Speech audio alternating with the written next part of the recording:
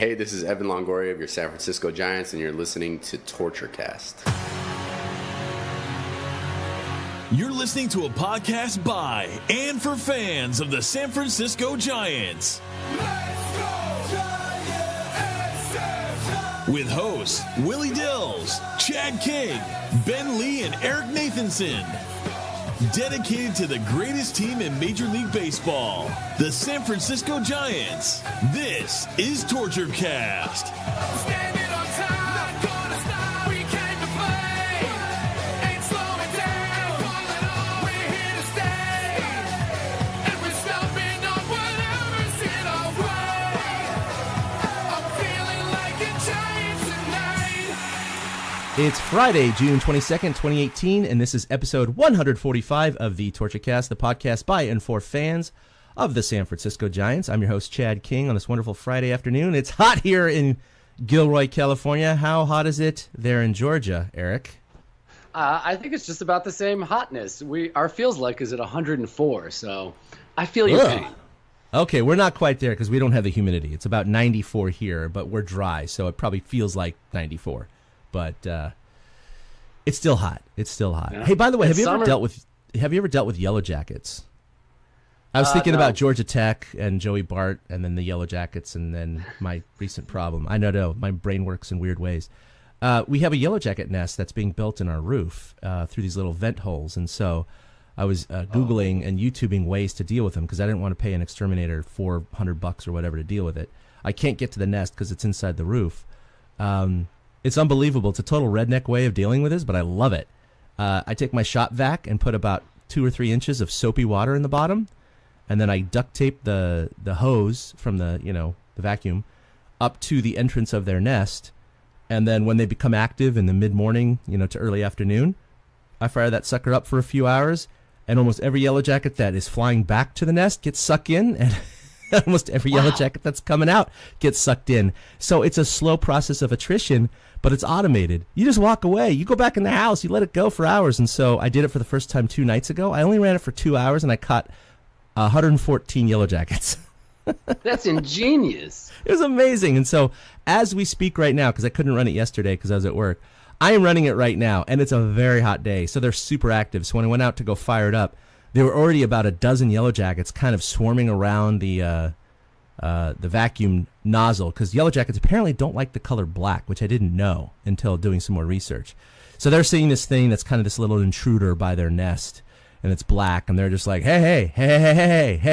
You could tell they were checking it out and kind of hovering around. I turned that sucker on, and it was like, zoom. That's satisfying, I'm sure. It was very satisfying. Very satisfying. I haven't been stung yet, so it's been a wonderful thing. But sorry for that aside. We are in the summertime now, folks. It is the second full day of summer, the second longest day of the year, behind yesterday, and the Giants are actually not doing too bad. It's been a while since we recorded. We apologize for that. We've had quite a few life moments happen. We usually try to record on Mondays. We had Memorial Day. Unfortunately, my dog of 14 and a half years passed away, and that kind of through a wrench into things. We had Eric's car break down before we were recording. Transmission blew on my car. Yeah. It's been bad. It's been bad, guys. So sorry. It's been a little bit of life getting in the way. And then a hair appointment for my wife, but that's okay. Things like that happen. We are back. We're going to get back on our weekly schedule, but the Giants have not let us down. It looked like they were for a while there, until most recently, but hey, look, the Giants have been 9-8 since we last recorded. That's okay. Madison Bumgarner has returned. They are now 38-38, exactly 500, 4 games back of Arizona, 2.5 games back of LA in third place. So we're kind of where we left them 3.5 weeks ago, right, Eric? Yeah, they're pretty much at the same place, except LA has switched places with Colorado as the team between them and Arizona. Yeah, which is unfortunate.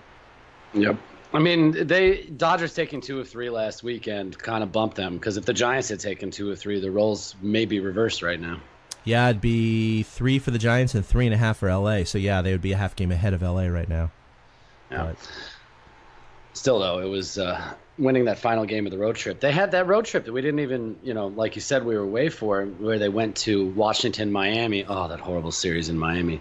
And then L.A. The one thing they did manage to do was have a happy flight every time. So I give the Giants credit for winning the final game of every series, even though against Miami and L.A. they couldn't win any of the other games, and it took 16 innings to beat the crappy-ass Marlins. Yeah, they were not swept, but and they did have some fight and some moxie to try and avoid those sweeps. But it really was frustrating because we're talking about the lowly Marlins, and I mean overall they ended up going 3-4 against them so far, and they started 0-3. So you can kind of argue, well, they're 3-1 against them, right? Since that start, so that's okay. But those 3 losses, the Marlins just kept coming back. The Giants could have won all 3 of those games. And then, of course, the first game back at home on this homestand, in which they had a 2-run lead in the 9th, and they blew that one. They did end up winning the next 2 subsequent games, and then the first one against San Diego last night. So they've won 3 in a row, 4 out of the last 5. They're 500. So everything's kind of righting itself. This is the ups and downs and the ebbs and flows of baseball. From one night you're like, that's it, they're never going to win again, to suddenly they've won 3 in a row. So the Giants have shown some resolve, because a loss like that first one against Miami really could have put them on their asses, but they responded in a really good way, winning these 3 in a row. Especially after coming off that road trip, losing that first game on Monday in such heartbreaking fashion, it was like, oh no, here we go again. And they've just shown the last, and they get contributions from everywhere. These last few days that they've gotten these wins, it's not just like Posey carrying them or Belt carrying them. And that's the nice thing to see with this team, is they're finally getting that kind of stuff together. Because that series against Washington, where they took 2 out of 3, it was kind of like, all right, things are back on track. And then they beat Max Scherzer. Yeah, and then they blew 8 incredible leads in 3 games against Miami. Yeah, 8 leads. That's the problem, is that they just, and they were talking about it, even in the games that the last 2 games the Giants won, both games they had significant leads in which Miami started chipping away. And I was listening to those games, and to hear both John Miller and Dave Fleming go, and here come the Marlins again. Wow, these guys are remarkable. Every single game the Giants have had a lead, they keep coming back, and it's true. It happened with that Monday night game, and then in the next 2 games, the Marlins made it a very, very close game, including that last one where they barely won 6-5. So the Marlins have shown a lot of resolve, too, for being a last-place team. But that said, it doesn't matter. It doesn't matter what the score is. The Giants won those games. They're 500. They're still in the hunt. And I thought this was interesting. I knew that their road record was horrible and their home record was pretty good. But why don't you tell them how bad and how good they are? Oh, my God. Well, here's the thing. They have played 42 games on the road already and only 34 games at home. So that's a positive going forward, because on the road, they've gone 16-26 over those games. And then they flip it around at home. They're 22-12, which is the second best home record in the NL by win percentage, 1 percentage point behind the Phillies, who are 24-13 at home. And, it's all the best teams in the National League all have these, good home records. Atlanta's 21-13. The Cubs are 21-14. Arizona's 23-16. And the Giants are 22-12. So they're kind of hanging there. And they have this stretch. I wrote it down lower, but they have this stretch coming up of 20 out of 26 games at home leading into the All-Star break. Yeah. So they've managed to kind of wade through the quagmire of 3 different 3-city road trips. And yeah, being 10 games under 500 isn't what you want, but they have managed to balance it out by the way they've played at home, and now they have a chance to kind of take off from this point. It's funny because they're like such a different team on the road. And I don't have the stats in front of me, but they score less on the road, I think, than at home. It's interesting because a lot of people point to that road record and go, oh my gosh, if they were just a little bit better, they'd be in first place right now or close to first place. And it's like, that is true. But 2 things can be true. The other thing that I think is true is this team is not a juggernaut. This team is not the 1993 Giants, right? It's not the 2012 Giants. It's not the team that's going to run away with it. It's not the LA Dodgers of the last 4 or 5 years. It's not the Washington Nationals or Chicago Cubs of the last couple of years. Are they playoff potential? Yeah, they are. But they're not a juggernaut. So the fact that they have the second best home record in the NL, I think, is also outperforming their expectation. right? So Yeah. I think you have to kind of even it out, where I think the road record is underperforming, but I think the home record is outperforming. So I think they kind of balance each other out a little bit. And I do think at this point they really are about a 500 team. I think the way they've played does dictate about a 500 record.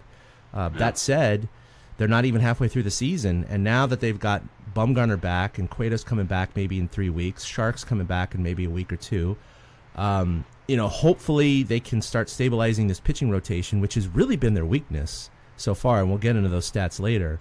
I'm just really hoping that last night's gem, and we'll get into it right now, by Madison Bumgarner is kind of the turning point for not only him, but maybe the Giants. Yeah, it was funny. I watched that this morning because to celebrate the summer, I drank all day yesterday and fell asleep before the game. And I woke up this morning. I already knew the score was 3-0, but like the way they won that game last night, it was old school Bumgarner type victory. He didn't get a lot of run support. The Giants were facing the other team's number one starter in Tyson Ross. They scratched across 1 run, which Bumgarner helped with his sacrifice fly. Right. And he pitched phenomenally last night. He used his cutter, his curve, his slider, his fastball, all to perfection. They were talking about it. The Padres are used to him pounding the zone with fastballs, and he only threw like a third of his pitches were fastballs last night. Yeah. And it showed the kind of team that the Giants need to be to keep this going. Scoring the 2 more insurance runs in the 8th inning, that was another positive. They need to play good defense. And since that Miami series, they seem to have gotten that back together again. And Bumgarner finally stepping up. Not that he didn't pitch well in his first few outings, but finally stepping up and having that Bumgarner game. Hopefully that will impact the rest of the rotation and the dominoes will keep falling.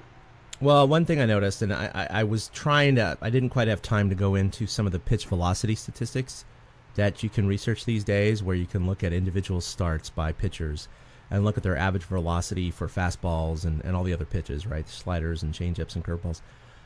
What I did notice, and what other people noticed, including all the analysts, is that his last couple of starts, he had kind of lost control of the slider and velocity of the slider. So he was exclusively relying on the changeup as one of his out pitches. And his fastball was in, 90, 91 kind of category, where it's normally 92 to 94.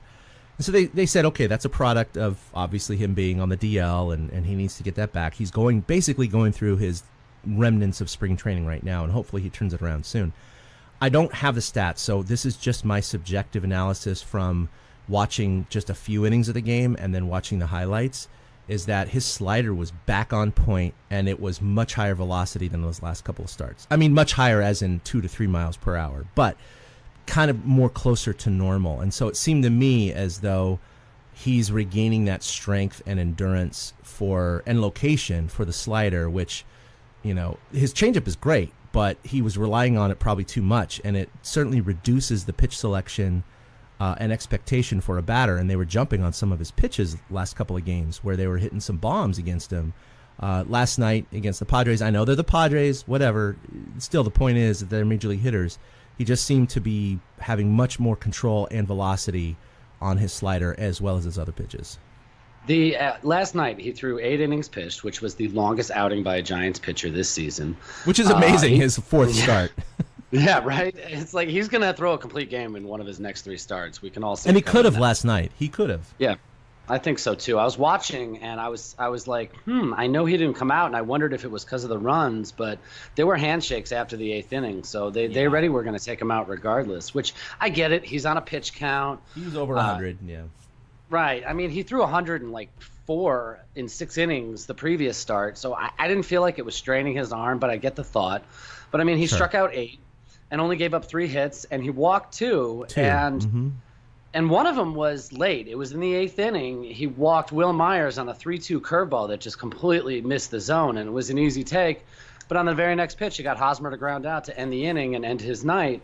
And it just showed that that's part of what Bum brings to the table. He's not going to let the inning get away from him. Like, as much as I love Suarez and how he's been pitching, the other day he had it against the Marlins where he was dealing, but then there was that one inning where he kind of got rocky, and things snowball a little bit, and then finally gets out of the inning, and then he can get back to being comfortable. Bum has done a good job of not letting things get out of control, not letting base runners advance as much as they need to, and the Padres helped him out by getting thrown out at home on such a stupid send last Well, night. he ran. No, he wasn't sent. He ran through that stop sign.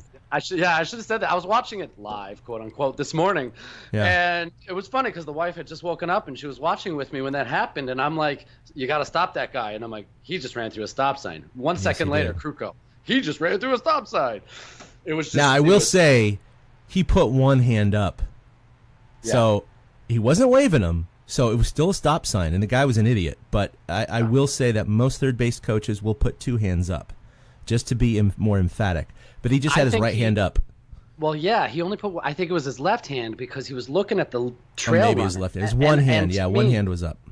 To me, the third base coach, he only put the one hand up because he has a second runner to deal with behind him. So that's true. The left hand went to the close runner, and the right hand was focused on the other runner. And I think that's why he did it. Which, I mean, I don't care if the Padres fix it, but they need to look at that. Yeah. You know, I mean, but yeah, that was funny. I didn't see that live, but watching that on the replay and just watching him blow through the stop sign, it was like, you do realize the right fielder got that ball before you even were close to third. Like, you're going to be thrown out by a mile, dude. And it was like, the moment Koch picked it up, I was like, oh, phew, they held it. They're going to hold the guy at third. Mm-hmm. And then I was like, what? Why is he still going? And yeah, you know, breaks like that. All the teams get breaks like that. And the Giants do stupid crap like that all the time too. You know, it's a matter of what situation is, and it's kind of tough when you have a relay of Gold Glover to Gold Glover to Gold Glover. I know. It's going to be hard to score, wasn't it? Yeah, it was so nice. But like the key with the other thing about last night was Melancon. Yeah, Melancon got his first save in slightly over a year. I went to Jurassic World with my daughter last night, so unfortunately I didn't see the end of the game because we were in the movie theater. But when we were coming home and I was listening to the post game and I heard that, you know, Bum went 8, and then Melancon got the save. I was like, whoa, Melancon got the save? Like, you know, Bochy has been saying it's going to be Dyson and Watson to close out the games, but here comes Melancon. So, I mean, that's fine. He's been pitching really well. He just hasn't been able to go back-to-back days because of his stamina. But what I've seen of Melancon so far, I really do like, and I'm confident with him. I guess you do have to walk on eggshells with him because of the fragility of his physical endurance right now. But look, before last year, he was one of the most dominant closers in baseball. He had like the second most saves of the previous like 3 or 4 years. He had like the lowest whip. I mean, he's not a strikeout guy, but he really fools a lot of batters with his deception. And it's just that since he signed with the Giants, he's been bitten by the injury bug, which he's never been bit by before. So, you know, hopefully this is an era where, you know, he has a similar elbow issue with Matt Cain and all that. That doesn't flare up again. Unfortunately, we've talked about this before. It's going to happen again, Eric. This is a temporary respite. I really do believe it. I believe he's going to be okay for a few saves here and there and some spot holds, and then something's going to happen. He's going to get lit the crap up, and then suddenly he's on the DL again. Well, Bochy did not stray from his statement that they're going to do this by committee. Mm-hmm. And I think that even showed last night because after Melancon gave up a base hit to lead off the inning, he sent Will Smith to the bullpen to start getting loose. And then Melancon was able to get rid of the next 3 batters on 10 pitches. And the day before that, he did the Watson-Dyson thing. And he was staying away from Watson and Dyson yesterday. He was giving them the day off, which is why Smith was the one that went down there. So I think any one of those 4 guys that I just mentioned, Smith, Melancon, Watson, Dyson, any one of them are going to get saves. Actually, Maranta got his first career save on, what was that, Wednesday. Yeah, well, Maranta got the save because Dyson couldn't do it. Right. Dyson could not do it. He just gave up, you know, hit after hit, and finally, you know, with 2 outs, and the tying run I believe was on first at the time when it was 6-5. He had to pull him because Dyson just didn't have it, and you know, he brought in Maranta and he got a save. But yeah, it's going to be interesting to see by the end of the year how many individual pitchers are going to have saves because I think we already have 5 pitchers who have saves this year. I mean, it's been quite a spread, so. It's gonna be interesting. So Watson, Dyson, So let's go ahead and get into it. You put this down. The Adventures of Hunter Strickland. So I just want to start out. To define that further. You know what I mean? Yeah. I figured we had enough. I want to let you take this, but I will say this: we've been talking. Sorry, I had a message there. We've been talking about this for more than a couple of years. How he's just a kind of a redneck guy, and he's a hothead, and he's got some raw skills and raw talent. But things like in the playoffs a few years ago, going fastball to Bryce Harper, challenging him, going, "I'm better than you," and Bryce Harper taking him deep more than once. And then him retaliating against that last year in May, which, of course, indirectly led to the end of Michael Morse's career because Strickland threw at Harper, the ensuing brawl. Of course, Bum and Morse hit heads, and he has a concussion, and now he's riding tricycles with his kids, which is great. But at the same time, I love that guy. And to see that Hunter Strickland, indirectly ended his career really sucks. He said something, he's done some things which just... You want your closer to have a moxie. Don't get me wrong. You want your closer to have an edge. But to me, he is more of an edge than is beneficial in most situations. That said, what happened the other night really pissed me off. And I've still been behind Hunter Strickland most of this time, despite all of the negativity, even prior to this last debacle, from I shouldn't say all, some of the social media Giants fans that have always characterized him, just like they did with Santiago Casilla and others, as being the worst closer ever in the history of baseball. And when you really break down his statistics, like Castilla's statistics, they're not Mariano Rivera. No, they're not. But they're above average. They really are. And the jaded Giants fans, which are just used to winning these 3 championships in 5 years, just think that anything less than perfection you should get rid of. And that's just not the case. And so Hunter Strickland blows the save Monday night. 2-run lead. Unfortunately, he blew it. And it was lack of control. He had a couple of walks, which led to also, being off target for the hits that he gave up, including a couple of doubles. And he was pissed and he was pulled and he blew that save. Now, that was his 4th blown save of the year. That's a lot so far. It really is, considering the number of opportunities he's had. I will say this. 2 of those 4 blown saves are solo shots by Goldschmidt with a 1-run lead. And the 3 previous blown saves he had, the Giants won those games, right? So. Yeah, except for one. Well, in Miami, Joe Panik dropped a pop-up that gave 2 runs. Oh. Was that? Oh, I guess technically that was a blown save, wasn't it? Yeah. Okay, so. But basically, he's been off the hook for those 3. Fault. Yeah, exactly. So the 3 blown saves he's had, 2 of them they won. One of them was because of an error. So really, 3 of the blown saves up until that point, the Giants didn't lose because of him, or they won despite of him.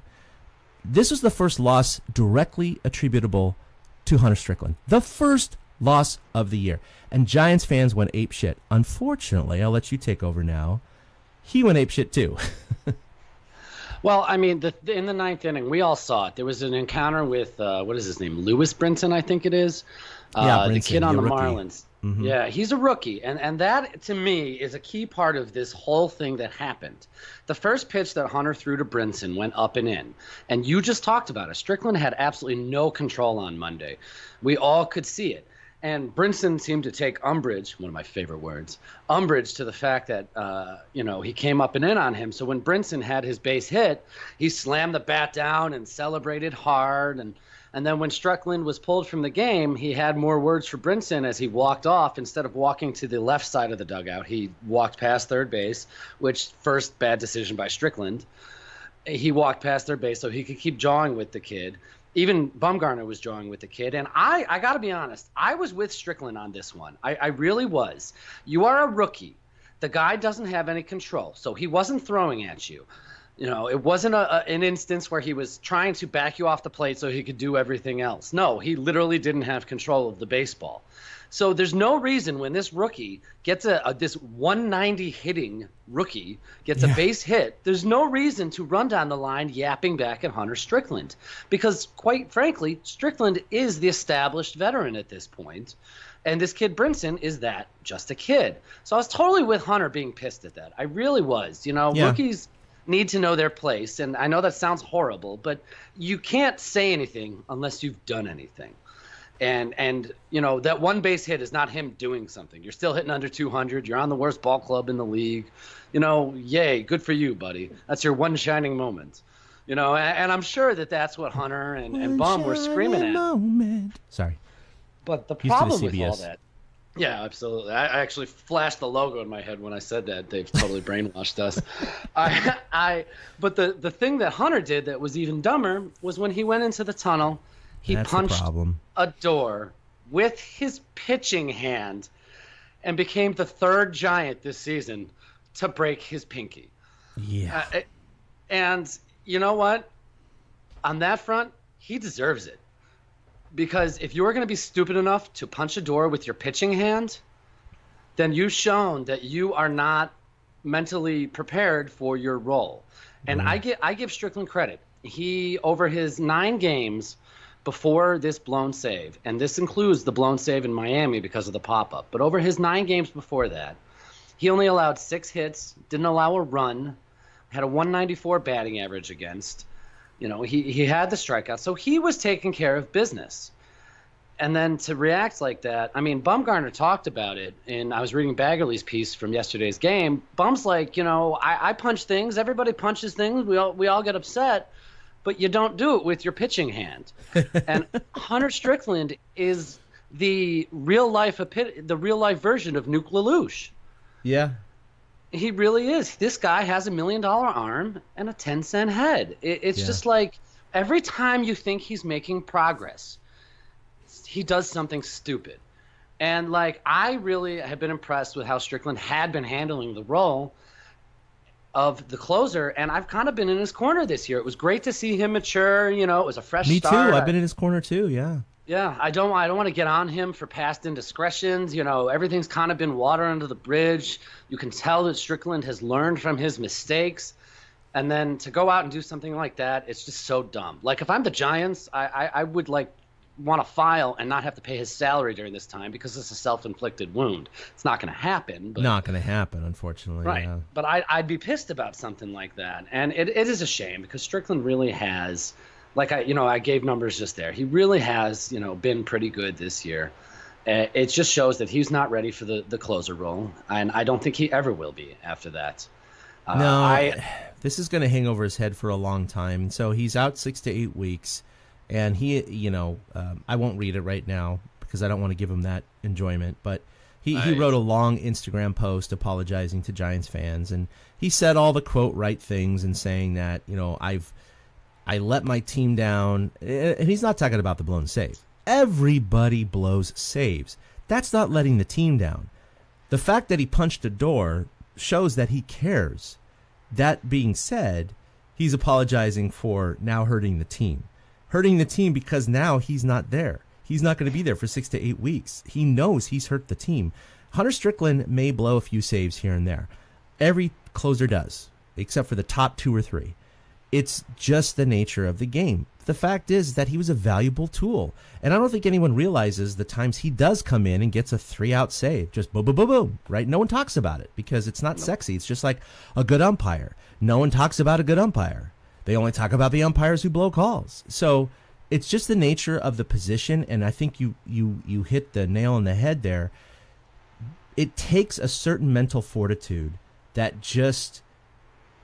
It exemplifies not only being bulldogged like Hunter Strickland is. I think you need half of his personality to be a closer. You need to be crazy. You need to be chaotic. You need to be macho. You need to be balls out to the wall. You need to be fearless. But at the same time, you need to be calculated, cool, calm, collected. You need to be able to perform under pressure. You need some of those more, calming kind of personalities, and he unfortunately doesn't appear to have it with his track record of going after Harper with the brawls, of just relying on his fastball when he was younger, thinking, I'm just going to blow everyone away. I don't care if this is in the major leagues, and he gets burned by that. To now, punching doors because he blew a save. It's like, you blew a save, dude. Mariano Rivera blew saves. He didn't punch a door. Okay, it doesn't happen. Okay, Sergio Romo didn't do that. Rod Beck didn't do that. Rob Nen didn't do that. It just, you're an idiot. And now the Giants, when he comes back off the DL, I have an official proposal that they change all of their doors to balsa wood. So it'll just shatter when he hits it. Yeah, because it's cheap to replace a balsa wood door. Yeah. Protect your players. Bumgarner said in the Baggerly piece I mentioned, Bumgarner said that Wilson used to tear stuff up in the clubhouse all the time. And that's but at least fine, he's right? Smart enough not to do it with his pitching hand. Yeah, go try to tear a phone book in half. That's great. Go ahead. You know, and it's funny because I'll reference toss the post-game spread. Whatever. They can clean it up. But don't freaking punch a door. Right. By the way, clearly it wasn't a plaster door like most of us have in our homes. It must have been some sort of fire door or metal door. Probably. Whatever it was, the door won. And now he's out. And that's, like you said, that's the third Giant. It's amazing because MadBum, 5th metacarpal. Longoria, 5th metacarpal. Now, was it his 5th metacarpal? Yes. God, yes, it was. I mean, it's just, what the heck? Year of the pinky. And the thing of it is the way that it went down, and now Pierce Johnson, it's like you said, is Pierce Johnson better than Hunter Strickland? No, he's not. They have to fill a role now with a whole. I hope one of the 4 guys we mentioned earlier steps up and takes it, like Watson or Dyson. But I also don't blame Bochy if he just wants to stick with what's going on. And it's weird though, because last night was what we all wanted to see when Melancon signed. 8 innings of Bumgarner, 1 inning of Melancon. That's exactly what the equation should have been. Yep. Right. And so, maybe it was a peek at that. Who knows? But all Hunter Strickland's done is cost himself a job, put himself on the injured list, hurt his team, and opened up a competition for his job. Yes, he has. And I don't think they're going to trust him as the closer when he comes back. And I actually tweeted before we even knew that he broke his hand when he got pulled in that game. I said you can bet on it. His job's in jeopardy. And I didn't expect him to lose it for injury, and that just solved that problem. But, it's funny. We were talking about this pre-show, and there's just, because of those incidents that you mentioned, because of the Bryce Harper stuff, because of, it's all pretty much primarily Harper, but because he's shown to have a horrible temper, Giants fans, because of the Michael Morris incidents, Giants fans were never going to be happy with anything Hunter Strickland did. It didn't matter that Hunter Strickland's ERA was under 3. It didn't matter that he was finishing these games. It seems like a majority of the fan base was looking for an excuse to hate on Strickland, and they found it. And the irony of that is so many of the fans found it that night before they even found out about the broken pinky. When, like you said, he had blown 3 saves previously. They went on to win 2 of those games. One of them was not his fault. Yet he's always going to be a villain, like you said, Casilla, in the minds of Giants fans. And it's really kind of unfair at this point because he was having that good of a season. But then you go do something stupid and, all night I defend him. I wake up in the morning, I read about the news, I immediately turn to the wife and go, damn it, I can't defend him anymore. I feel the same way, Eric. I mean, for you, a lot of the toxic Giants fans, to be honest, probably don't even listen to this podcast. If anyone is listening to this podcast right now, and be honest with yourself, I'm not accusing you of anything, but if you really thought before his last blown save, that Hunter Strickland was trash and that he should have been replaced and he should have been off the team or he should have been mid-inning relief, really look inside of yourself. I mean, do you really think that? He had a low 2 ERA. He had those 3 blown saves, again, 2 by Goldie, which the Giants won both games. And then, of course, the pop-up drop by Panik. So that wasn't his fault. That was technically a blown save, but it should have been a save. This was the first loss the Giants had a third of the way through the season, that could be directly attributable to Hunter Strickland. So don't tell me he sucks. Don't tell me he's lost all these games for the Giants. He hasn't. He's lost one game. One game for the Giants. That's it. So for all of these Giants fans to just knee-jerk and just go, get him off the team, he's a bum. After he broke his hand, I'm not saying he should be off the team and he should lose his job, but I will say that, like you, I can't defend him. No. I can't defend him to the point of I still think he's valuable for the team, and that's what really sucks about it, because he did really hurt the team. Not for the blown save. Everybody blows saves. He really hurt the team with his injury, because now, you figure you have 2 save opportunities a week on average. He's missing 6 to 8 weeks, so we're talking about 12 to 16 save opportunities that he's going to miss. And if he had I think he has a decent save percentage, despite what this year technically is, because he's blown 4 in stats. But the fact of the matter is that I think he's clearly better than closer by committee. And I think one of the first save opportunities that happened, which the Giants still did win the other day, was when Sam Dyson came in. And I know he closed a lot of games last year in 2017, the year that they lost 99 games. So it's who cares, right? There were low pressure situations in the sense of, yeah, it's a save, but if they lose, whatever. Sam Dyson just didn't get the job done. And, he got 2 outs, but allowed 2 runs. And, Moran to close the game. But if Strickland was available that day, would he have probably blown that save? Probably not. Probably not. He probably would have closed it without any stress most of the time. So I think Giants fans, you have to take a look at okay, great. You're so happy that Hunter Strickland's on the DL, because I saw a lot of people going, oh, thank God. Oh, this is great. Oh, no, the Giants don't have to make a decision. Oh, this is wonderful. Oh, he helped the team. And it's yeah, you really need to be careful what you wish for, because if we start seeing a string over the next 3 to 6 weeks of these blown saves by closer by committee, I'm going to point right back to you, Giants fans, who said this, and go, really? Really? Is this better? And I don't think so.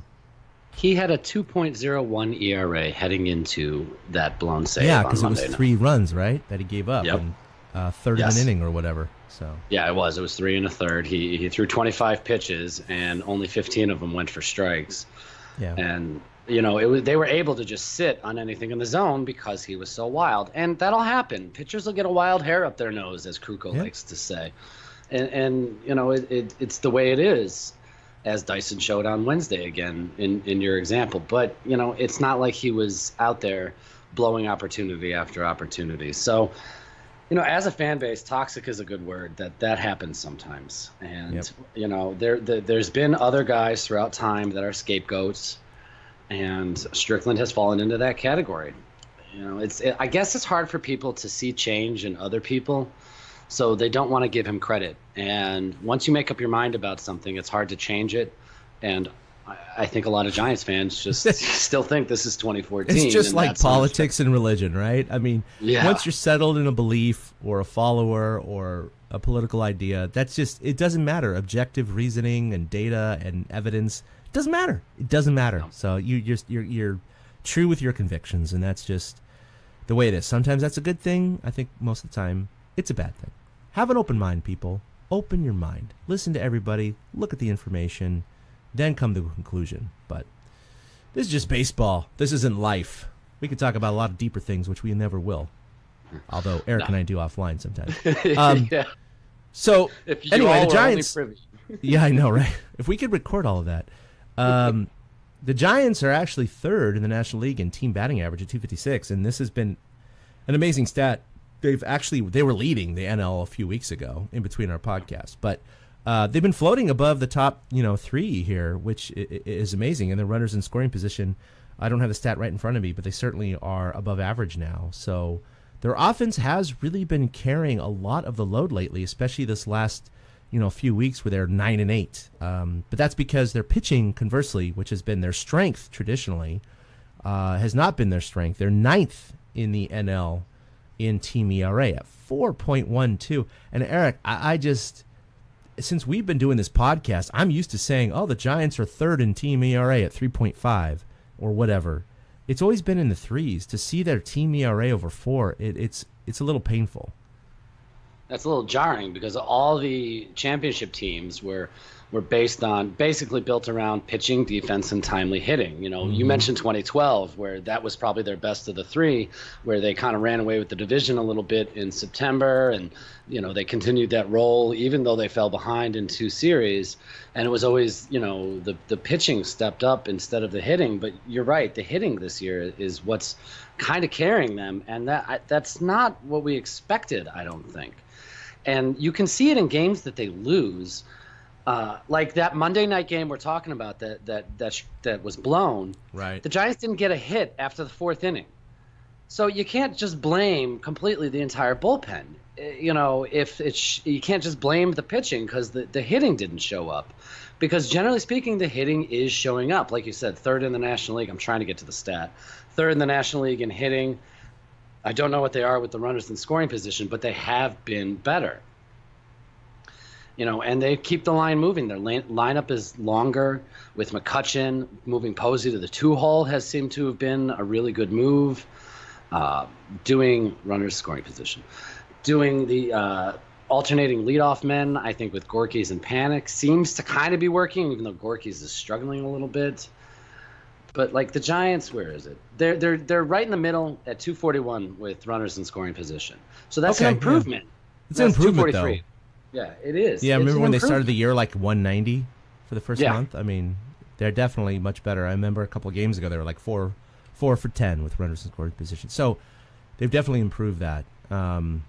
It's the team pitching that's been a struggle, most of that being the starter ERA, which is directly attributable to the injuries by Bum, Cueto, and Shark. So that's just the way it is. Although Shark maybe a little bit less, because that's kind of his career ERA with the Giants. It's like around a 4.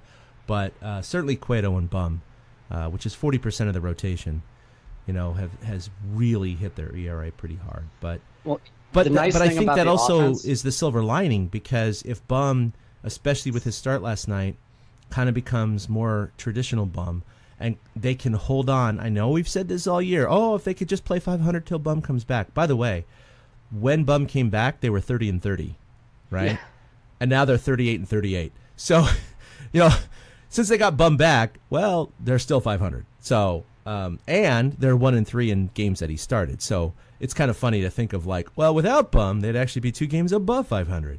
But if he, this is his turning point because he's done with spring training, and then Cueto comes back in early July right before the All-Star break, they still have a second half left. And with 4 games back right now, if they can kind of hover around there and they can make a push, I mean, I just want to see them do something like the Houston Astros have done, right? Where they won 13 or 14 in a row.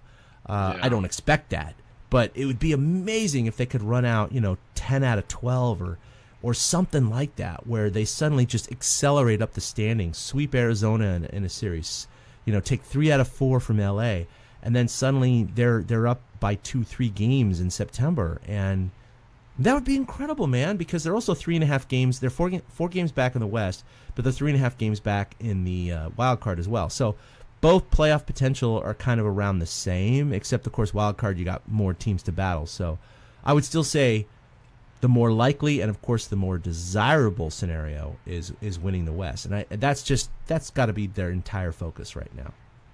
Yeah, and this rolling right off the point you just made about the offense being better, they play 20 of their next 26 games at home. And right now they have a 274 batting average at home, second best in the National League. 274?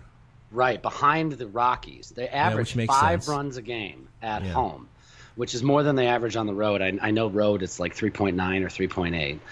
And with this stretch of 26 games leading up to the All-Star break at home, and their only road trip being at Arizona and Colorado, they're right back. They're all familiarity right now. They're all in surroundings that they like, that they're used to. So this could be the stretch with their hitting to take advantage of the fact that the rest of the NL West hasn't run away with it.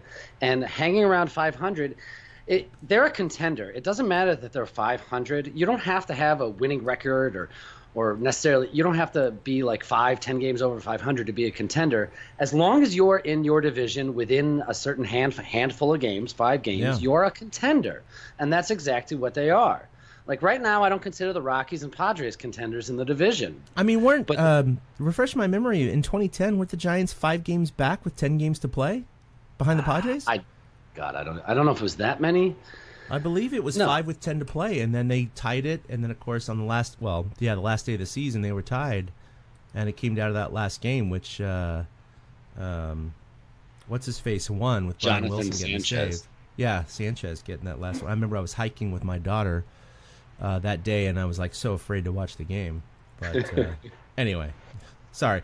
But you're right. The point being is that I know they were at least around that ballpark, around 5 games, maybe 4 games with 10 to play.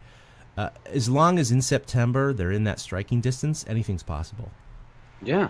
I mean, the Giants, they're hitting home runs at home, too. They're averaging over a home run a game, 38 homers in 34 games at home. And we were screaming about home runs the last few years.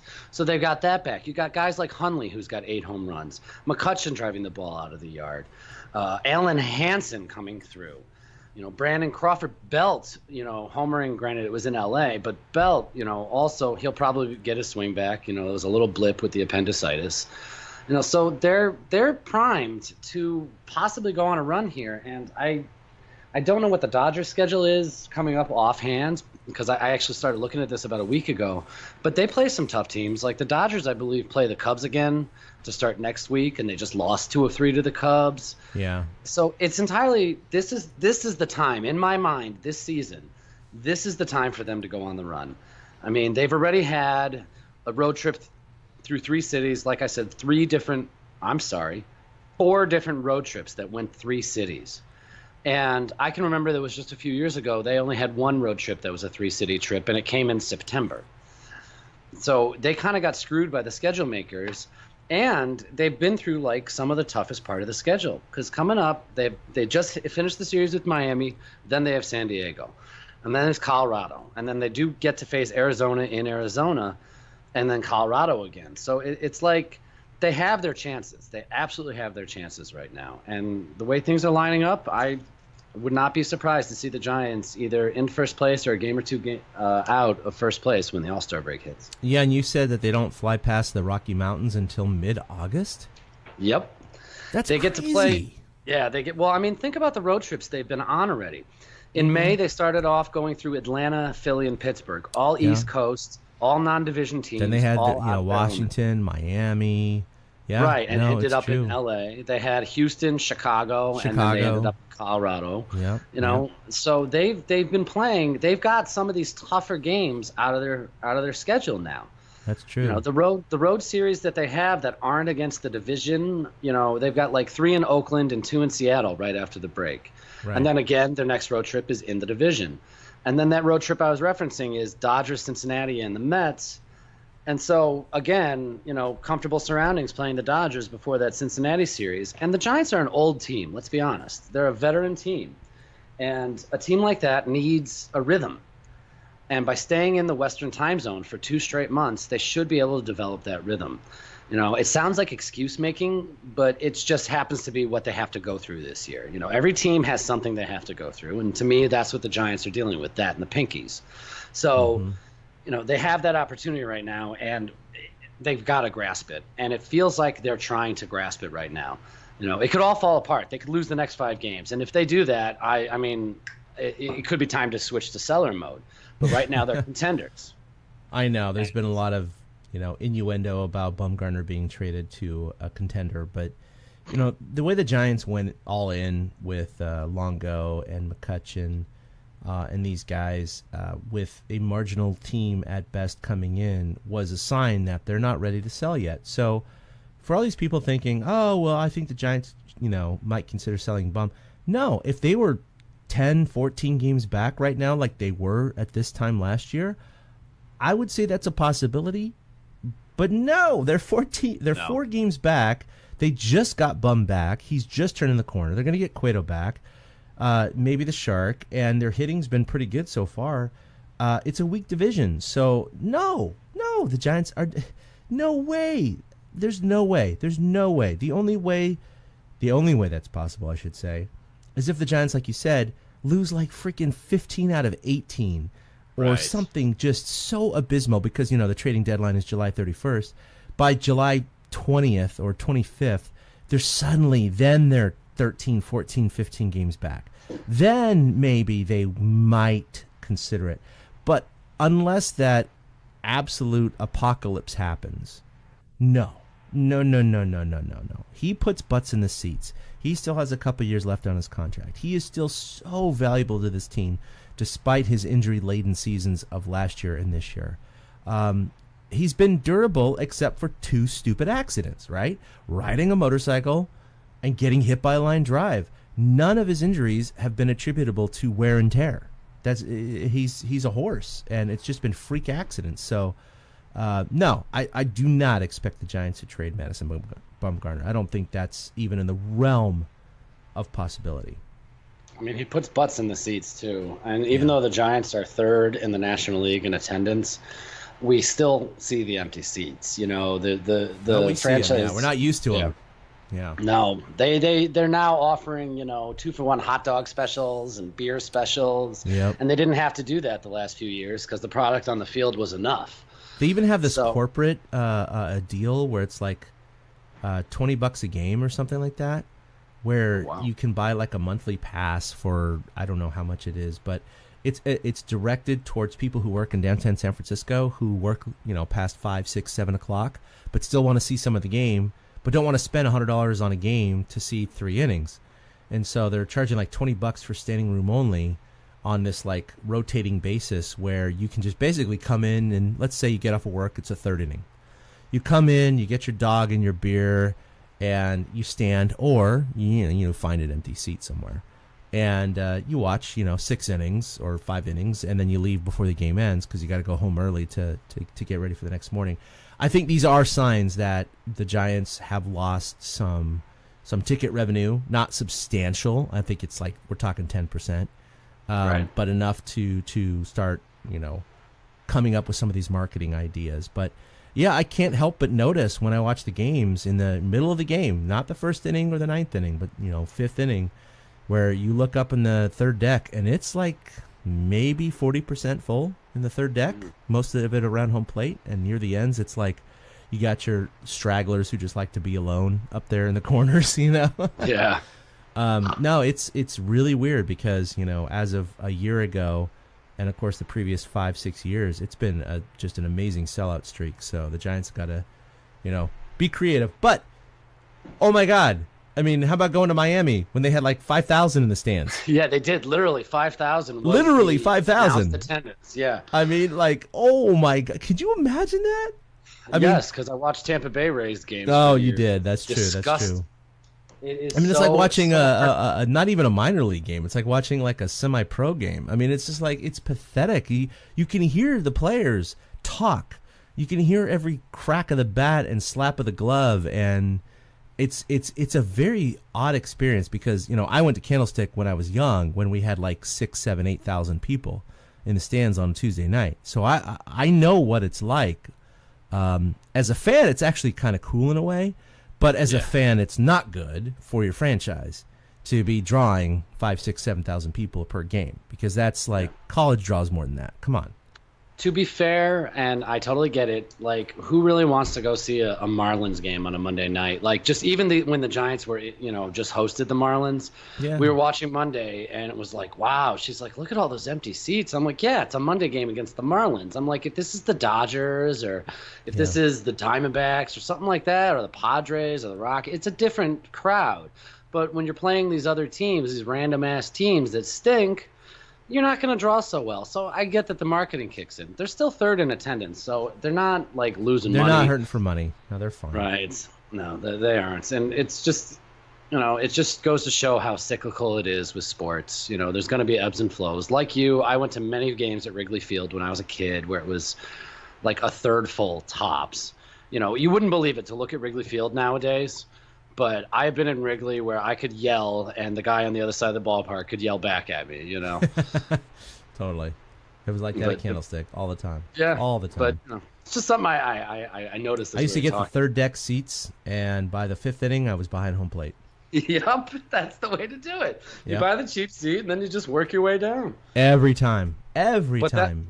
That was a lot easier to do back in the day, too. Can't do that now. No, they check tickets like crazy now, especially with the ushers at the top of those rows holding the sign that says, please wait between batters, or whatever it says. Totally. No, it's a different world, though. But, just home sweet home, regardless of the crowds being a little smaller, home sweet home is where they're going to make their hay this year, as we've shown with the records. And, coming up, it's time to do that. All right, so, Eric, you posed this question. Who's your MVP so far for the Giants this season? Go ahead. So, all right, I'll answer first then. I don't have any stats in front of me. I do have Pablo's page open, but I really feel like Pablo has been the MVP of this team because of, and I can't believe I'm going to say this, how versatile he's been. I really can't. Now, we talked about it on the show. I've written articles about it. When he went to Boston, it was screw him, screw this mentality, all that stuff. But he has absolutely earned his way back into the good graces of Giants fans.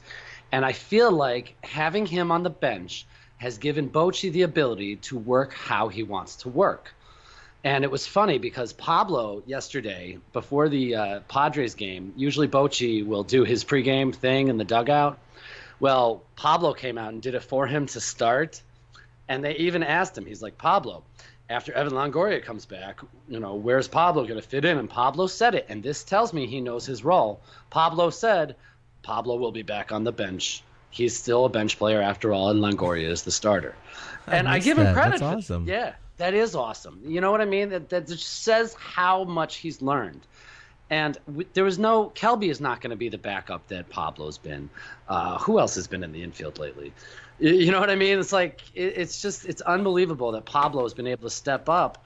And during Brandon Belt's injury, when he had to take over first base full time, I was worried because Pablo was starting to scuffle a little bit. But when he took over first base for Belt from June 1st to June 15th, I'm including the game that Belt left, he hit 3 home runs, 2 doubles. He's driven in 8. He's scored 6 runs himself. He's got a batting average of 317. His OPS is 977.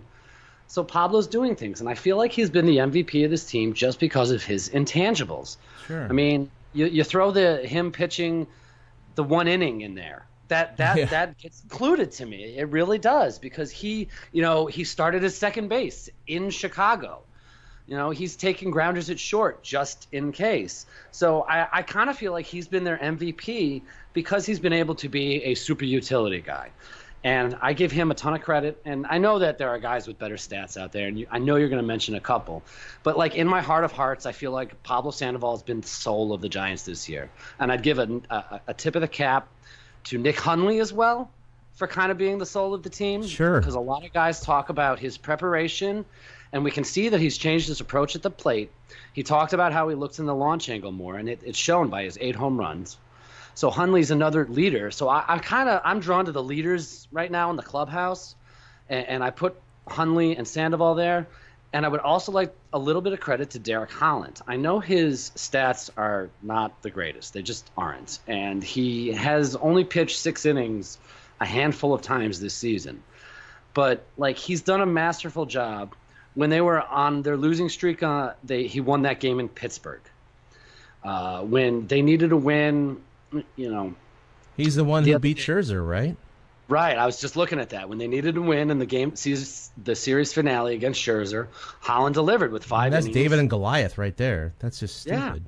He's been hanging in there, and he struck out 7 the other day against Miami and only walked 2 over 6 innings. So, like, to me, because I thought Holland was going to be ready to be thrown to the scrap heap in the middle of the season. I thought guys like Suarez would overtake him. And while Suarez has been good and Rodriguez has been, good as well, I just feel like Holland, and again, this is another veteran that I'm naming, I just feel like Holland's kind of been their guy to help stop it. He's been the Bumgarner that they didn't have a couple times. And if it wasn't for Derek Holland beating Pittsburgh that one time, if he wasn't okay with getting pinch hit for after 4 innings against Arizona at the beginning of the month, right, where the Giants had that moment in the game where they had to get those runs, and they did. They exploded for a few runs. So I give him a tip of the cap too. I feel like Pablo's been the MVP of the team, and I'll turn it over to you because I know that you're looking at everyday players. And no, I think those answers are great. I mean, Nick Hundley, 8 home runs. I mean, my God, he's on pace for more than 16 as a backup catcher. I mean, he has more than Buster. Yeah, no, definitely has more than Buster. Buster has what, 5, right? Yeah, and his 5th the other night. Yeah, and Hundley has 8. So. And he's on pace for more than 16 because they're not even halfway through the season. I don't think he's going to hit 16, but if he did hit 16 or more, that would be insane for a backup catcher to hit that many home runs, considering the Giants don't have anyone that hits over 20. So, I mean, that's incredible. I mean, Belt has 12 right now. He leads the team. Crawford has 8 too. So, I think those are great picks. I don't disagree with those at all. Obviously, if we were to count votes, I don't think they would win, only based on because those are like a lot of the intangibles that you were bringing in, which are extremely important. Let's be honest. Before I basically named Willie Mack guys there instead of MVP guys. Okay, that's a fair comparison. Right. Yeah, because I kind of feel like the Willie Mack guys are the ones, and it's funny because Hundley won it last year. I feel like those are the guys that are keeping the team together in every the little times of crisis, like the losing streak in Miami, like getting killed in Philly and Pittsburgh. So that's kind of why I drew on them. No, I think those are fine picks, and you're right. There may be more Willie Mack Award type of picks. As far as like straight up statistical proven MVPs so far, I would have to give the edge to Brandon Crawford. And it's weird to say that. I mean, he's always been an amazing shortstop and a decent offensive player, but I've never considered him in the end of June as an MVP candidate for the team. Never. This is just a really odd position to be in. But the reality is he leads the team in batting average. He's got 8 home runs. He is 19th in the MLB in WAR. I mean, you're talking about guys like Mike Trout and others and the American League team. So he's way up there in terms of WAR. His defensive prowess is second to none in terms of the shortstop position. He saved so many runs at that position. He's been incredible. After his swing was corrected by Pablo and who else was it? Blanco. It was Gregor Blanco, yeah. He was on a tear as of, a week ago. He was hitting 401 since May 1st, which was leading the entire National League. He's dipped a little bit since then, but he's still hitting 310. And remember when, we were going into May and we thought he was at 191 or 194, whatever it was. He was under 200. And we were like, ugh, boy, if he can just hit 250, 240, we'll be happy. Now, he still could end up the year 250, 240. Don't get me wrong. He's still got more than half the year left, and he's hitting 310. So the math is there. But he has outperformed where I thought he should have been and could have been by now. So for me, he's definitely the MVP so far. I would be interested to see where Brandon Belt would have been if he had not been on the DL for a couple of weeks with his appendectomy, because he had been tearing the cover off the ball prior to his departure. And he has a home run since he's been back. And he's still hitting well, like 304. He leads the team in home runs and RBI. So he's still a potential candidate. And he's good defensively. But I think Crawford is a step above. I think Crawford has saved more runs than Brandon Belt on defense. And so even though Belt has the power numbers a little bit more than Crawford, and they're about similar in batting average, and on-base percentage and slugging and all that stuff, I got to give the edge to Crawford. But that said, a month from now, if Belt went on a tear and he's hitting 320 and Crawford's down to 280 and, Belt's back up to 16 home runs and, 60 RBI or 50 RBI or something like that, then, I might switch my vote. But for right this minute, which is the question, I got to go with Brandon Crawford. Yeah, Crawford, I think, if he can sustain or stay on this, he's in the MVP of the National League discussion right now. Yeah, I mean, like you said, it's tapered off a little bit, but like if you just look at All-Star voting, and I know it's a popularity contest, but he's leading by like 500,000 votes or something at the shortstop position. And he's never been a popular nationally shortstop. Right. It's weird. So people are finally starting to recognize, and I give him credit. His OPS plus is 131. The only one higher on the team is Belt with his 155.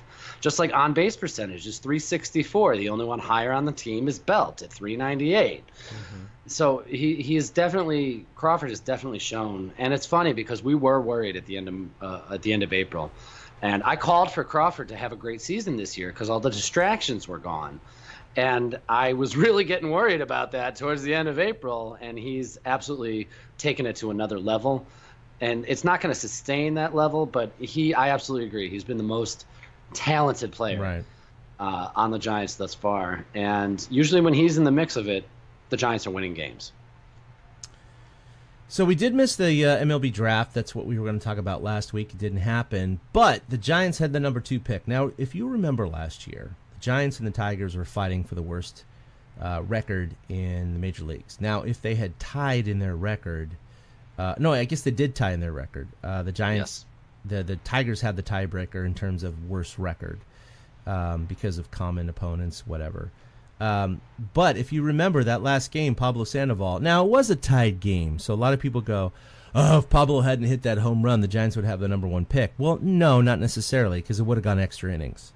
And the Giants still could have won that game. So we really don't know. But the fact is that Pablo did hit a home run in the bottom of the 9th. It was a walk-off, and they finished, with the same record as the Tigers. But the Tigers, by default, had the number 1 pick. Now, the Giants, with the number 2 pick, picked Georgia Tech catcher by the name of Joey Bart. Now, all of the post-draft interviews have pointed to the fact that the Giants, this is their number 1 pick no matter what. So if you believe them, which I guess I do, ? I don't know their inner workings. If you believe that, well, then getting the number 1 or the number 2 pick didn't matter because they got the guy that they wanted. Now, if they're not, if they're being cheeky about it, maybe they did want that one pitcher that went number 1, I forget his name, and they got the catcher instead. But Joey Bart, Georgia Tech, and it was amazing because when I was looking up his stats, they're impressive, right? His junior year, last year, 56 games, 216 at-bats, hit 361, his slash was 474 and 639, 16 bombs, 38 RBI, and 3 stolen bases. Well, everybody's been talking, he's going to be Buster Posey's replacement in 3 years, and Buster will move to first base or third base or whatever. And it's like, okay, that's possible. I would say that's possible. Let's see what Buster's stats were his junior year when he was drafted by the Giants. Holy shit, Eric! I didn't remember how good they were. Yeah, they were incredible. So he had about 39. He had 39 more at bats than Joey Bart. 257 at bats. Here we go. 463 batting average. That's 102 points higher than Joey Bart. 566 on base, right? That's like 85 points higher than Joey Bart. 879 slugging. That was 240 points higher than Joey Bart. 26 home runs. 10 more than Joey Bart. 93 RBI, which was a whopping 55 RBI more than Joey Bart, who only had 38. And then he had 5 stolen bases, which, whatever, doesn't matter. What's really crazy is you look at his freshman and sophomore year, Buster Posey, and his freshman year he only had 3 home runs, and his sophomore year he only had 4 home runs. And he had a very similar number of at-bats to his junior year, in which he hit 26 home runs. So no wonder Buster went so high with the Giants. My God, what a stellar year he had. And it's amazing to see his increase in home run production from his freshman, sophomore, and then junior just exploded, right? Just trounced his previous 2 years, and he hit almost 500. To the fact that, he had his MVP year in 2012 where he hit 20 home runs or whatever it was, to now where he's hit 5, Eric. Yeah. 5 home runs. I think everybody over the last 3-4 years does not negate his hitting prowess. The guy is always going to be, he's going to be a lifetime 300 hitter. He is just an amazing, he has an amazing eye. He has amazing body position and power, or not power, but mechanics. But his power's gone. His power is depleted to a point where, You can't expect more than 10 home runs a year from this guy. And I don't have any theories other than, the typical, he's a catcher and he gets worn down. Okay, yeah, great. A lot of catchers have still hit a lot of home runs over their whole career, like Piazzas and stuff like that. I know they're rare, and I'm not saying that he should be a Mike Piazza, but he struck me as the type of player who could do what Mike Piazza did, and he's just not.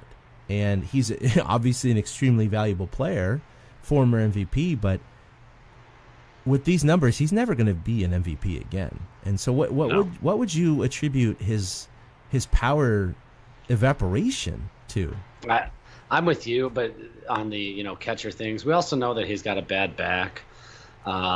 If you've noticed, he had, after the 16-inning game last week, he obviously took the next day off, and then he again took that Sunday off, and I think he also took the last game of the Marlins series off. So that's 3 days off since a week ago Thursday, and it's because his back does tighten up and spasm.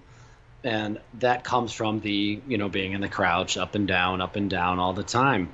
And it's nice to see the Giants finally recognize this by moving him into the 2-hole, because you want a guy who makes contact in the 2-hole. You don't want a power hitter, and that's what he's been doing. He makes contact. He's still he's only batting .290 though right now, and he's kind of slumped a little bit lately. I think he's batting like .250 over the last week, or maybe even a little lower than that. Mm-hmm. And he's getting older. He's 30, I believe he turned this year, or maybe it was 30. He turns 31 this year. No, there he is. He's 31 years old. There's been some wear and tear on him, and I didn't mind that the Giants selected Joey Bart. I didn't feel like they were looking to replace I didn't Buster mind Posey. that at all. No. I actually think it was the smart, safe pick, and I would not, be surprised if we don't see Bart catching games for the Giants down the road. Buster is going to show his worth, but look at this. His OPS is 793. And you've got guys like Belt at 936, Crawford at 848. Even Hundy is at 839. So, it's a combination of everything, but we know his eye is still there and his smarts are still there. So, his I don't think defense has been incredible too. Yeah, I don't think it's anything to be concerned about, but it sucks to see more than anything. But like in the sense that we can't count on him to be the MVP he was in 2012. No, but that doesn't mean he's not going to be a solid good player. Yeah, he's a good player. He's not the star of the team anymore, to be honest. I mean, marketing wise, of course he still is, but production wise, he's not. He's not. No. And if you want to go production, really weird. Production is Belt, Crawford. Those guys are. But of course, he's going to be starting as, the National League catcher. and it's not like he doesn't deserve it. No, and I'm not saying he doesn't deserve it, because you look across the board, there's not any like amazing standouts. It's just it's a weird position to be in, because we're used to this guy from a few years ago being the perennial 15 to 20 home runs, 300, with 90 RBI, and he's just not that guy anymore. But ironically, it seems to me his defense has actually improved over the years, which is kind of ironic. I mean, it's almost like it's not just physical, but obviously his mental game has really elevated to the point where he can anticipate a lot of things that happen. He calls a good game, of course. But yeah, I mean, Buster Posey signed through 2020, so he's got a few more years left with the Giants. He'll be like 34 by the time his contract expires, or 33, so we'll see what happens after then. But we still love him. Yeah. He's amazing. Well, Bumgarner said it, how smart Posey is. He's like, I could be pitching a game. He's like, and this has happened, and I don't throw a single pitch all game long. And then I think to myself, this would be the perfect pitch in this situation. And then Buster throws down that exact sign. Mm-hmm. So he's very in tune with what's going on, and he's valuable in other ways than just stats. For sure. All right. So we're going to wrap this sucker up here. We're going to talk about who's hot, who's not, and then some injuries. So, Eric, I'll let you take away, because you kind of filled out who's hot and who's not.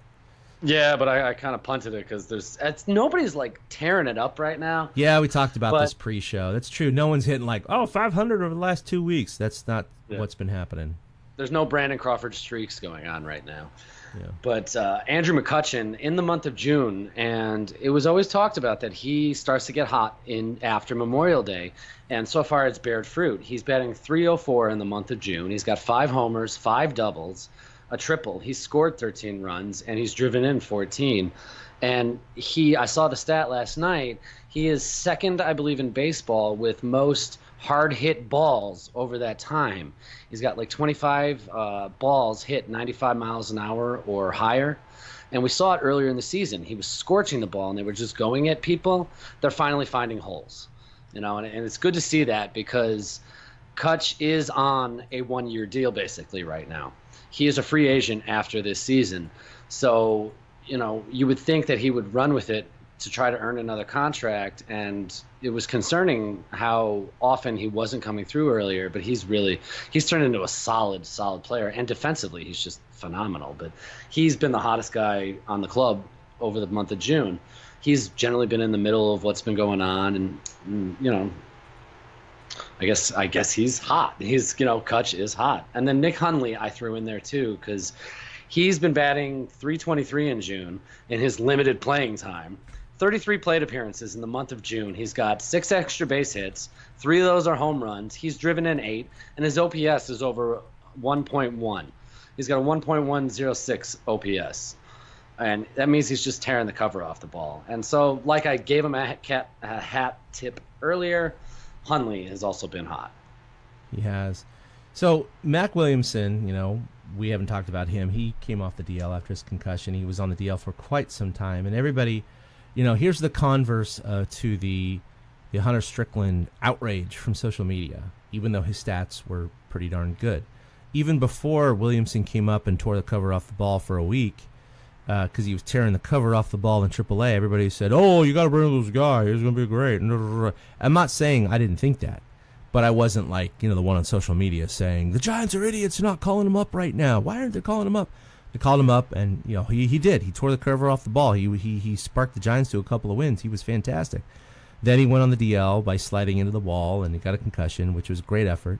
He's come back. Unfortunately, he just hasn't been the same Mac. His average has dropped from 286 to 220 this month. He only has that 1 home run, and his OPS has dropped from 890 to 693. And the limited times I've seen him at bat, to me personally, he's pulling off the ball, and he's just swinging and missing a lot. And I don't know if it's just coincidence. He got into a slump for something unrelated to his DL stint, which is always possible, but just something isn't the same with Mac right now. And I don't have any solutions. And I don't know. At this point, the Giants aren't going to send him down. They're not going to option him. I think he's in the mix for left field, but he's not doing what we expect him to do to win that job. Yeah, the other thing he seems to be weak at lately is his pitch recognition. Every time, I don't know how many times in a row I've seen these pitchers start him off with a curveball, and he reacts like he never saw it coming. He's so geared up for the fastball to start off the at-bat, then they throw the curveball, and he's falling behind in these counts 0-1 constantly. He's constantly got strike one on him. He hasn't had multiple hits in a game the entire month of June. Every game that he does have a hit, he's 1 for 4 or 1 for 3. He's got 1 double and 1 home run. And the swing, it seems like, not that he's abandoning his new approach, but I'm not so sure he's staying locked in like he was before. And it just sucks because they were ready to give him the left field job. 2 weeks ago, Bruce Bochy said the left field job is Mac Williamson's, and then Mac went out and said, no thanks, I don't really want it. I'm not ready, Coach. Yeah, he's not though, and like you say, the concussion, it's a big possibility. That I don't know how that totally lost his swing. Maybe just the hotness, but he was a lot better before that concussion, and then he's just completely lost it since then. And like the Giants even started Alan Hanson in left field last night against a right-handed pitcher because they would rather have his bat in the lineup than Max. And I actually appreciate that the Giants got Alan Hanson in the lineup another way because you always want to get that guy at bats. Yeah, I like Hanson. He's been a lot of fun so far. And I know it may be a flash in the pan, but I do like him so far. I'm thinking he's not going to be, but Mac is looking like the flash in the pan. The thing point, is that, know. yeah, well, we used to always scream, you got to give him at bats, you got to give him at bats, you got to give him at bats. Well, guess what? He's had at bats, and he's not doing it. He's had, let's see, 57 plate appearances in the month of June, and he has 8 hits. He's batting 163. Yeah. So he's had the opportunity. He just doesn't seem to want to take it. So then you also noted that Corey Guerin has not appeared in a game since June 12th. Is that right? Yeah. And he's in on the that roster. game, so what's going on? in that game he faced 2 hitters and gave up 2 hits and was immediately yanked. I mean, he's been the mop-up guy, but I think they're done with Corey Guerin. Yeah, it seems like that. So are they just waiting to make the appropriate move based on roster and DL situations? Because they're carrying all these pitchers and they're not using him. They haven't used him for 10 days. I think they're waiting to make the Samardzija move, because when they make the Samardzija that move, makes sense. Derek Rodriguez is going to move to the bullpen. Yeah, it's just the way it's going to be. So there's no need to fill the bullpen spot. You know what I mean? Yeah. That's you're right. So just keep him on the roster so you don't have to make 2 moves, right? Right. Keep him on the roster. You only have to make 1 move. They might have thrown him in if they had a lopsided game over the last 10 days, but they haven't. They haven't had a lopsided game. So I guess any game they've been ahead by 2 or 3 runs or behind by 2 or 3 runs, they just haven't had a use for him. So it's interesting politics there in baseball. Okay, so we'll wrap it up with injuries. Since we last recorded, the Giants have gotten Melancon, Williamson, Hanson, Pence, and Panik all back, which is. It's been fantastic. I mean, that's, a fifth of their roster they got back in the last 3 weeks. But, of course, conversely, they've lost Strickland and Longoria. And even Belt was on the DL for a while with his appendectomy, in which he tweeted a narked-out photo of himself on the that pony, was great. which was fantastic. He said, he was high as shit, and he wasn't thinking, and his wife got all mad at him. But I thought it was great, because that just shows you who Brandon Belt is. I love the guy. He is, seriously, out of all the guys I've interviewed so far on the Giants, and I've interviewed almost everyone, not of the current team, of course, but from years past, he is absolutely the best and most fun interview I've ever had. You literally feel like you could ask him anything. He is just so derpy and down-to-earth and self-effacing, and just, I love the guy. I love his personality. He's just fantastic. But yeah, for him to tweet out that photo was like, dude, probably shouldn't have done that, but it wasn't a big deal. He had his appendectomy. He's all good now, but just in a season of these weird injuries, these freak injuries, that was another freak injury, because that's something that could not be controlled. It just happened. It was just his time to have appendicitis during the middle of the season. Not any other time, right? It had to be now. Yep. Not the off season, not when he was in college, not when he's retired. No, it had to be now. But could have been during the World Series too. So I guess it's a good thing that we can think of it that way. So yeah, they've had some injuries, but the Shark, of course, he pitched in Sacramento last night, and he's going to have 1 more rehab start. And Eric, these are all the stats that Eric dug up, so I don't want to take credit. But he struck out 7, gave up 4 hits and 2 runs last night, including a home run, which is to be expected. That's what he does. And then, of course, Johnny Cueto is pitching for Sacramento on Saturday, which will be his first rehab start. He's going to pitch 3 more times after that. His pitch count is at 40 pitches, and hopefully he'll be activated in early July before the All-Star break. So any comments about those guys, Eric? No, it's just nice that Cueto is the biggest surprise, because you'll remember when he had his injury, I immediately wrote off the season for him. And then when we found out he didn't need to have surgery, it was a nice surprise. Yeah, we were shocked by that. I mean, also the guy's 3-0 with a, .83 ERA or something like that. I mean, he's just been, in his limited activity, just so amazing for the Giants. I feel like hearing about Cueto having a rehab start, I'm thinking already? It feels like he just kind of went on the DL like a month ago, but it's been a little more than that. So it's nice to see some of these guys getting back and to see the Giants have their full team again. Shark, you're going to get what you get with Shark, but apparently he was lighting up the radar gun last night, so he's got his strength back. That's good.